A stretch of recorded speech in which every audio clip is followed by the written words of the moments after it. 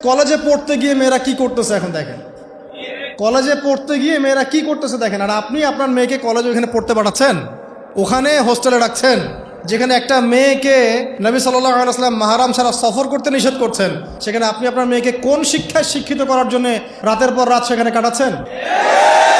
আর তারা নিজেরাই বলছে যে মেয়েদেরকে ফোর্সফুলি যৌন কাজে বাধ্য করা হচ্ছে।